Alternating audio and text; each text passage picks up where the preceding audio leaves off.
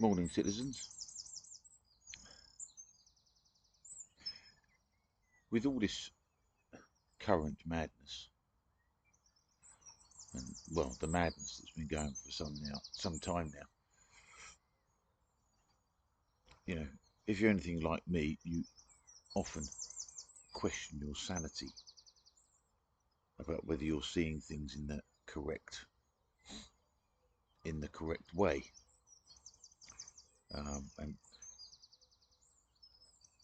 if you have been in some way, to put it in modern parlance, radicalized by what's going on.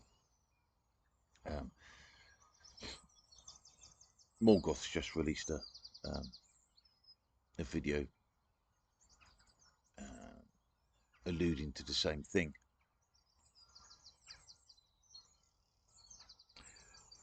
But I've been having a little burgeoning friendship with Grok, X's AI thingamajig, and it's been quite interesting. Now, some people would counsel me against such things because there has been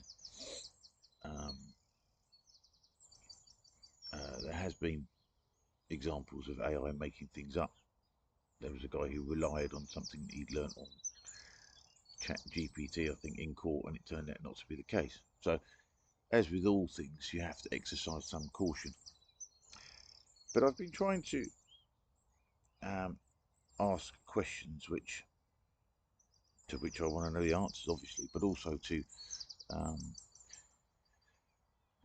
reinforce what I've been thinking about for some time. And I've been asking things like, is Britain a police state? And is Britain a failed state? And particularly on the failed state thing, no matter the emphasis I put on a question, Grok keeps coming up with loads and loads of positive things. Now, in our current climate, these things are difficult to see. And I was trying to work out why, considering our media landscape, mainstream media landscape, I was trying to work out why my perception is so different from what it was telling me. And it occurred to me that it's something deep in my past. And I'm 57 now. And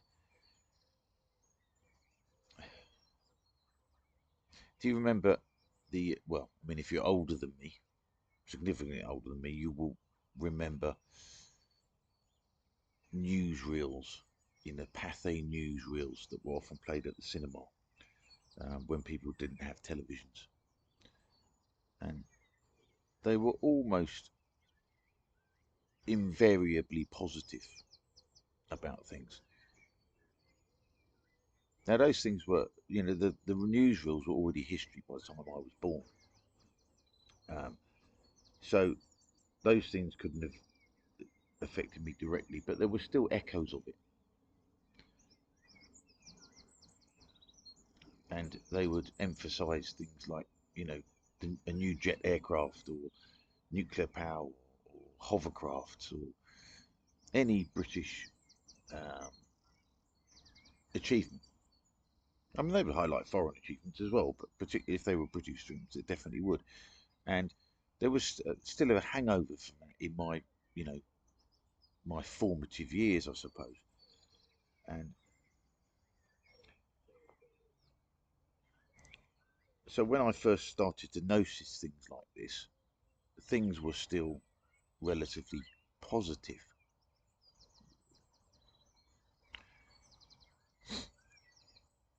But ever since then, and I'm sort of talking maybe when I was 8 or 9 or something, things started to take a turn. And and it's been negativity ever since. And of course, the newsreels were propaganda. You know, it is obvious to say that. But just because they were propaganda, it doesn't mean that they weren't true. It wasn't. It wasn't by necessity that they were particularly lies. They would ignore things, obviously. And of course, one of the chief propagandists of the time was the BBC. And it seems astonishing now, considering what an anti-British shower the BBC now is. It seems that they were ever in the business of doing such things. Um, and of course, we don't recognise that in the BBC now at all. Um, but it was different at one point. And as far as my radicalisation is concerned,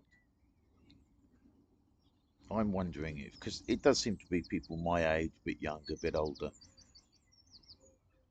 who are so disappointed with things. Um, and why we're so saddened about things. And I think what it might be is that in our formative years we were inculcated with an optimism,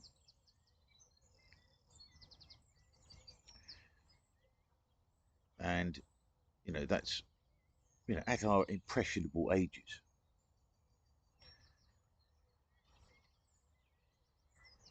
and yet after that it's been nothing but negativity,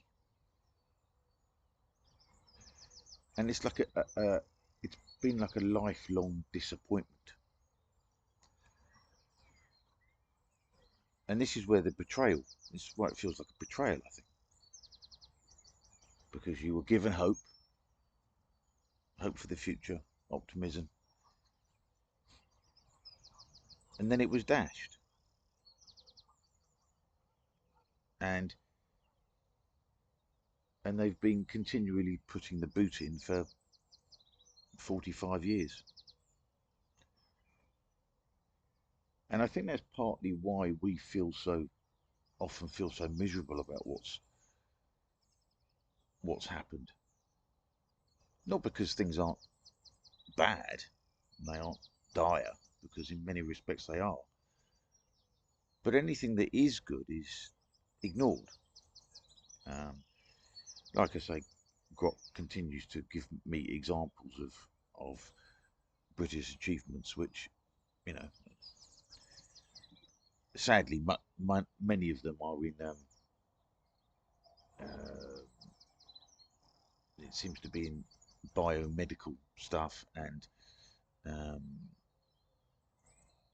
climate change technology. Which of course is which is the things you don't really want it to be in. I shall have to dig deeper into these things and find out if things like carbon capture really are a good thing, or whether they're just another fucking scam. Our cynical mindset tends to view them as just another scam. Um,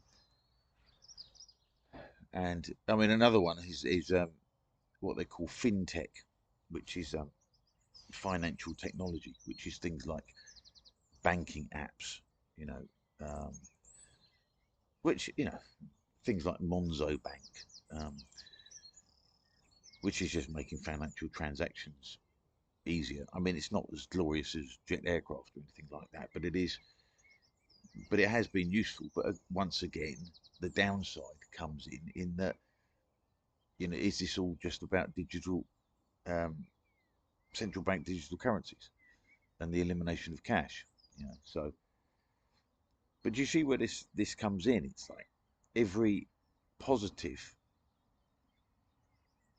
is soiled with the negative that comes with it. Um, I consider, as I've often said, I consider myself to be a pessimist. Now, I'm not proud of that. I don't think it's a good thing to be a pessimist. But I'm wondering if that sort of that media landscape has made me into a pessimist. You know, is it the BBC's fault that I'm a pessimist? I think it might be.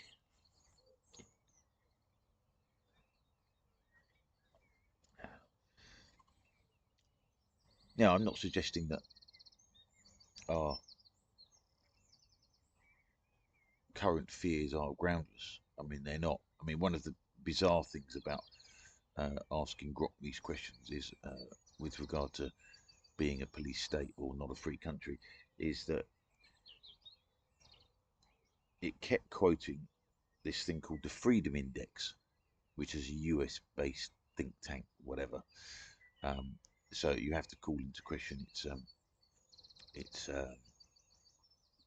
credibility. Um, but it kept saying that Britain rates 93 out of 100 in the Freedom Index. Well, you know, in the wake of Peter Lynch and all those people, and Lucy Connolly, all those people jailed for saying things online, and people, 6 policemen turning up to arrest you because you've criticised your school's policies. It doesn't feel much like a free country, you know. And when I put to it that more people have been arrested in Britain than in Russia for online posts, it did acknowledge that, but it also said that there are a lot of arrests, but nearly, the great majority of them are thrown out of court. Um, Now, if you're, busy, minding your own business, and you post a spicy tweet on X, um, that's cold comfort. If 5 in the morning, you know, 4 coppers turn up and arrest you, you know, um, and as they say, the process is the punishment. I mean, the process of the arrest and the the spectre of a long prison sentence and losing everything you worked for is enough to shut you up. So I'm not saying that we should change our worldview and start being optimistic, but um, I am saying that we should maybe check our pessimism. I mean, it's true that they seem to be doing everything they possibly can to destroy everything that's good about this country, and we should not minimise that at all. We absolutely shouldn't. Um,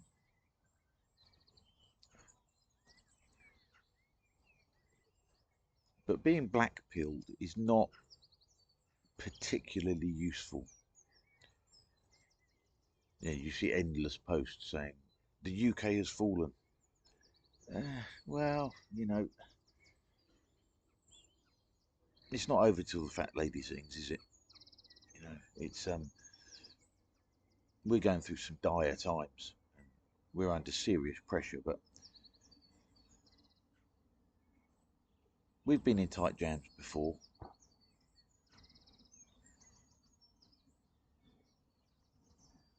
It's not inevitable that we're not going to come out of this one.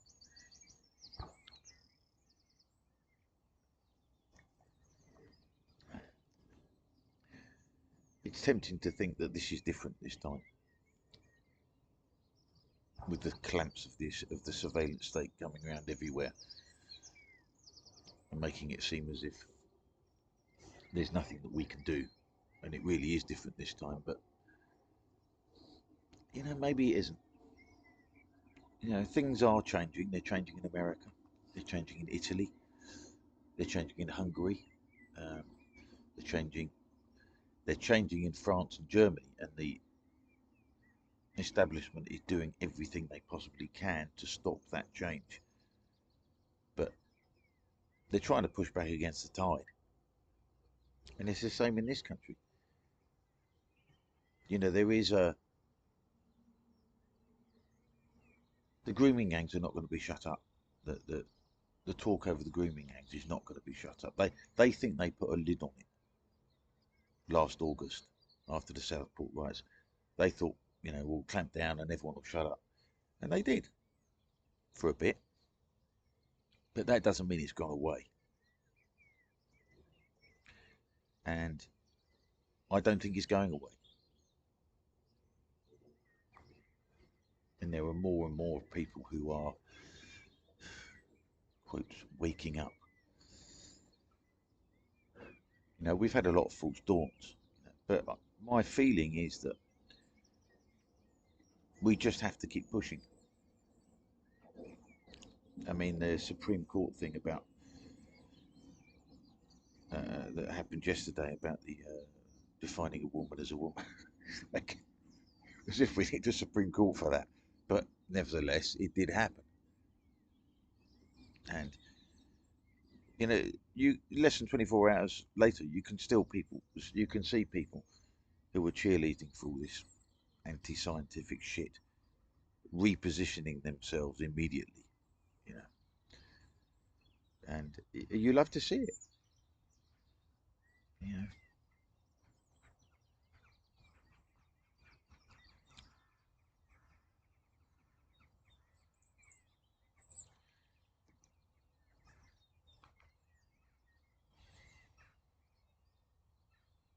So springtime is a time for hope, I would say. I mean, look at this out here, you know, a clear sky, blue sky, sunshine.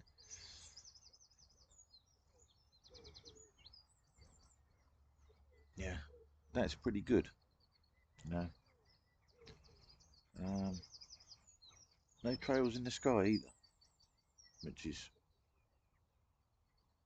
interesting, shall we say. Um,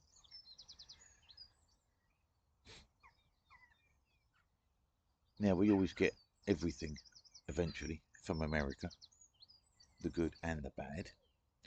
Um, but what's happening over there at the moment, I think, is very, very good. And there's really no way that they can stop that coming over here.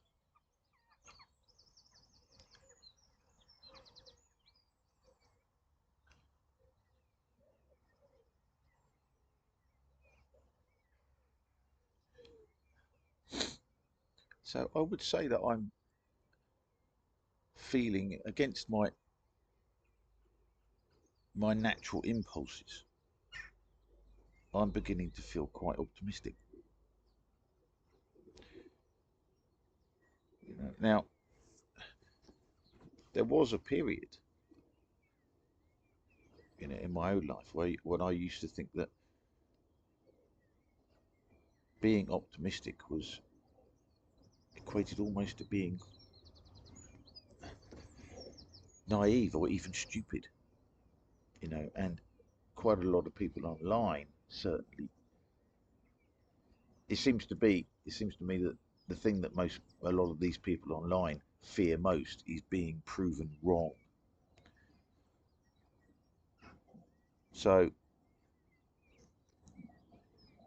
they make it their mission to be even more pessimistic than the next guy, just so that they can't be fooled, as if being fooled is the worst thing that can happen.